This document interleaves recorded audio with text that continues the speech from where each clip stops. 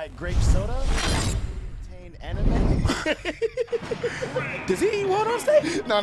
Okay. He cooks it properly. Okay. Any bait, he puts it in the oven too after it's cooked as the crust. So he knows how to cook it right. So he actually can cook. Yeah. He's getting cooked right now though. Yeah, he definitely is. So.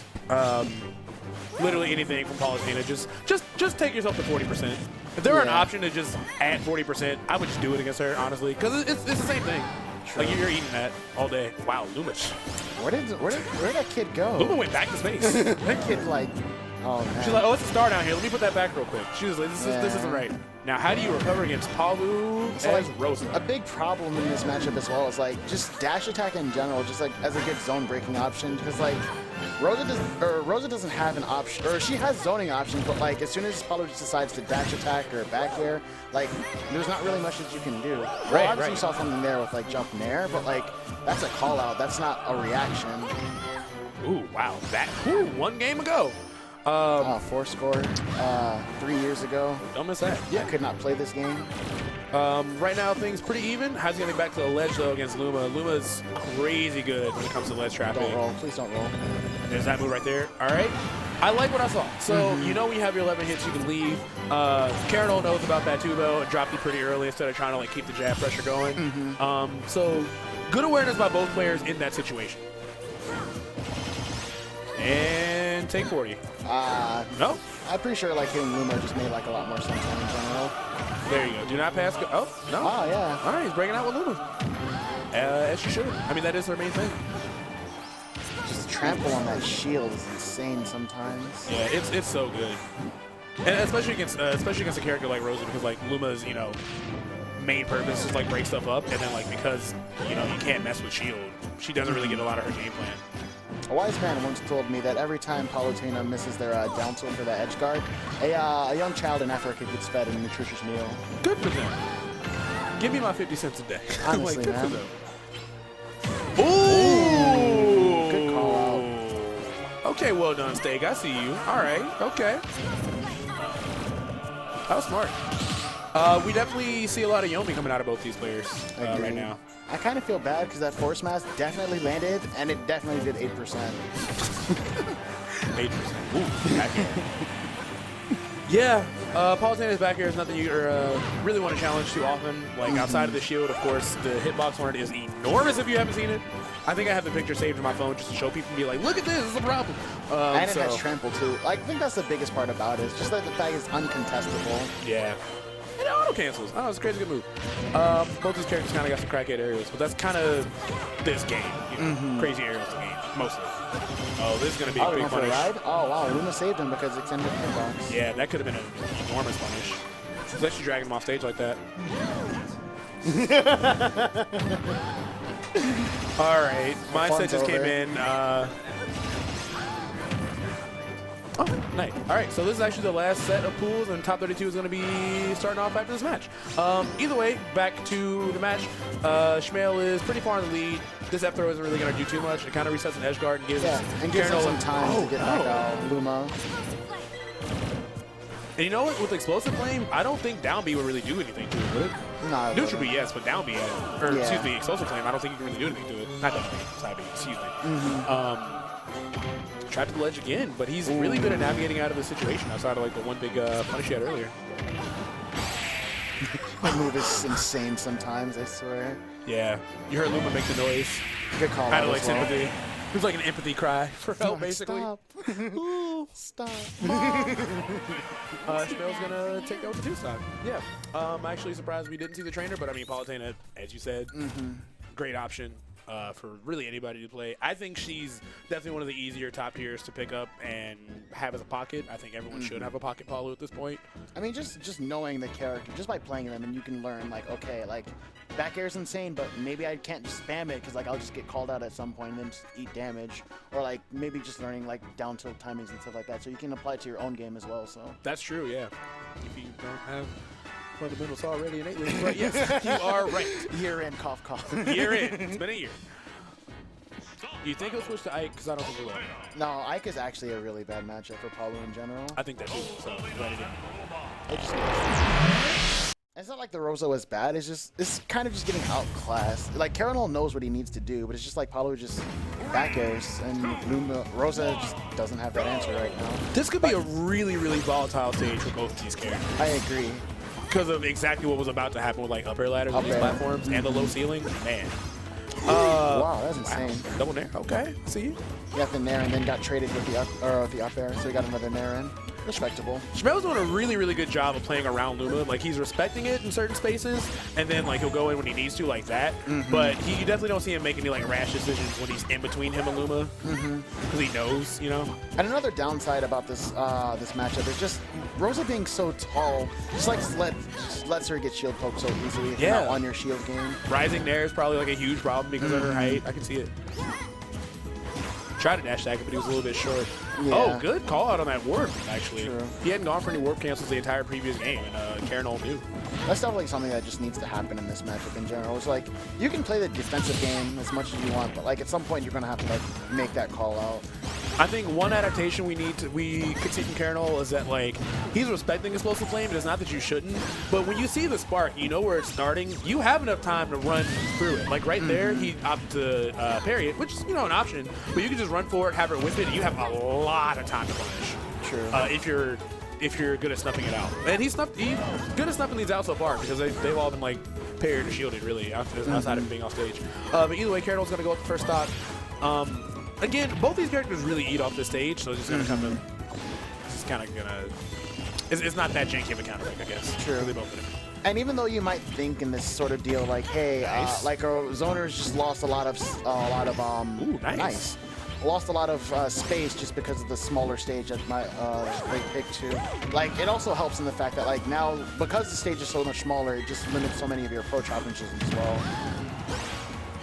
We're also seeing a lot of patient play come out of Karinole, and that's his bag. Like he's always been like a really, really patient player. I don't think he was playing like impatiently the previous game, but like he got himself a lead and was just like, all right, we are super slowing this down.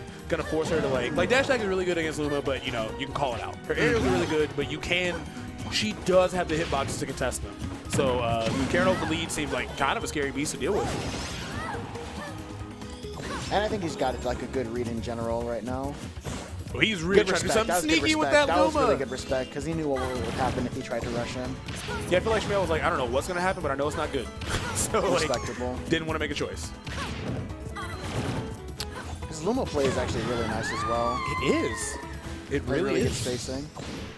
Also, it's been long enough from Smash 4 where I can say stuff like that, you know? And that's nice. I think that's nice. Being able to compliment a character. Like, your character is not annoying. Yeah. Oh, wow. That was killed. I think he was just mashing Nair because he wanted to get Luma closer. Yeah, he was probably trying to look to drag Luma across the stage because he had an opportunity there, but Shmael was like, I'm not going to let you put this up. You know? Getting ready to go for a ride with these neutral airs. Oh, and no Luma? All right, now you're trapped the ledge against Palu on a pretty good stage for her to ledge trap you on, honestly. Jumps, you'll die, you know, if you make a mistake there. Ooh, good pressure from Shmael! That was so smart! Good call out, and the taunt, too. That was a worthy taunt. He really just, that was almost a zero death, basically. Like, Karinole had an enormous lead. He just immediately snatched it back. But we still, what Karinole needs to just do is just really stay patient, like, keep the game plan going. Like, it's still a functioning, working game plan, and just not let the momentum from that stock carry over, because boy, Shmael really took the lead back fast. And Shmael's definitely, you see the dares, he definitely knows someone's feeling himself. Oh yeah. Good mash though. I like the Nair mash, or the jab mash. Ooh, good call out. Yep, baiting the roll. How's he gonna make it back? Tries to go for the lingering back air, but he's a little bit early. And good Nair too. I think neutral air might have been a solid option just because it lasts so long, but oh, Luma's dead. Now you're trapped to the ledge again. Oh, he had the right idea. He just kind of jumped the gun too early. I think he did. Also kind of expect him to go for up smash at some point. Not that he has to, but you know he can. She is really attacked by these explosive flames though, like midair. And again, because she's so tall, it's really hard for her to fully avoid the midair. On the ground, I don't think it's as bad as it's been looking in this matchup, but yeah, midair is looking rough. Yeah, and the height thing does go in both directions as well, with Palu being so tall as well. Wow, that was really good DI from Shmael. Went super duper far to the right to make sure it didn't die. And now we have a nail biter situation. Nothing nair. guaranteed out of that throw. That nair mash was crucial. up And the up smash takes it for Karinole. They actually trade it last second. Wow. Okay. So now we have 1-1. That was a great counter pick and great play from Karinole as well. I think he's starting to get like a little bit more of the rhythm of the game. Just not that he knows a lot more of Shmael's timings. He's gonna hopefully Shmael can like mix up his timings a bit more and make this a little bit more competitive. Yeah, Instead of just getting straight up beat out by like nairs and fairs and such like that. Now, if he adapts to the way explosive flame is working on the ground, Karinole will win the next game. I agree. That's my prediction. And also if he figures that stays out a little bit less out of the air, because like he's just losing a lot of air to airs in general, just based off neutral air and stuff. But if he just keeps calling them out, it makes sense. Yeah, you're right. If he keeps up the ground game, I think he's gonna win this next round. Definitely. Well, I can't call this one. This is looking really close. Like that was literally down to the very last hit. Like you know, the DBZ moment. But of course, you know, he got hit up instead of the side, so he's able to win that. I can't call this. I'm excited. I'm excited to see that. But just to give you a peek in the future, I'm seeing some matches. We're gonna have Abyss and Tatsu. We're gonna have Colonies and Biggie Cheese. Wow, top 32. Yeah. Okay. Yeah, we got some wild matches coming on pretty shortly after. We're going to take a break after this one, though. But either way, we're getting into the final game. We're going to Town and City. There it is. Yeah, that's the adaptation I've been talking about this whole set. Exactly. That's what matters. That's just going to make Shmael change his game plan. And I like that he had him in kind of a weird situation with that platform. Didn't want to, like, start getting over aggressive. He honestly just like stayed on the ground. It's like, this is where you're not winning, so this is where I need to like hang out. It's almost like we have an ear. It's like he's got an earpiece. He's doing everything we were just saying he should do to secure this win. But again, obviously Shmael is no slouch, destroying Luma again really hard. And yeah, now you're gonna see him like starting to run away and just like play really campy.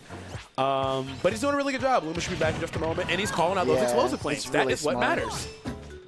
That was like, it's so close, but that was the one big difference. Back throw, respecting the Luma. Good reversal by Karinole too. Because Paulo has a lot of good tools to edgeguard this character. We've seen Shmael get almost everything. Nice, down throw in the back air. Really caught out the DI on that. And she's tall too, so again, it's hard to whiff. All right, so Shmael has like a really small lead. That was a really strong call out. Uh-oh, that's a rough angle to come back from. I didn't realize down tilt was such a rough angle to hit by, you know? This character does have a lot of like interesting hitboxes and options as well. Like there are times that you just die from down smash just because like a really awkward call out and you get hit forward by Rosa and then back by Luma. Oh yeah, get a little bit of the. Sometimes you get them caught with the ping pong too, like both like down tilt towards each other. This character still has like a lot of tech. I definitely think she's underrepresented in the meta. Just unexplored in general. Yeah, she's just unexplored, I think. Wow, that jab. And almost killed. Changed a lot. Okay, that's smart. F tilt can kill Luma. That's a worthy trade. And that was a call out too, because you saw the little blip for the side B as well. Shmael is really hanging on to this first stock and taking that momentum as far as he possibly can, forcing Karinole off into yet another edgeguard situation. He just cannot get this first kill. And good of Karinole to recognize that he can still press buttons and play instead of just like going for the Palu ride. Wow, even got the soft spot on that dash tag. Shmael surviving at 170%, and the neutral air will intercept that recovery.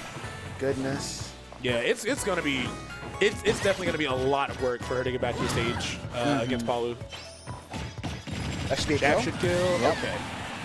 All right. Karinole down 2 stocks to 1.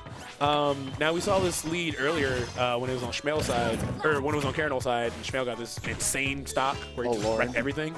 Maybe Karinole can pull off a similar thing, but other than that, Shmael's looking in a really good position. And also, now that he's adapted to explosive flame a little better, you're seeing him do it a lot less. You're seeing him just go for these neutral beats, which, again, Karinole could down B, but he just isn't.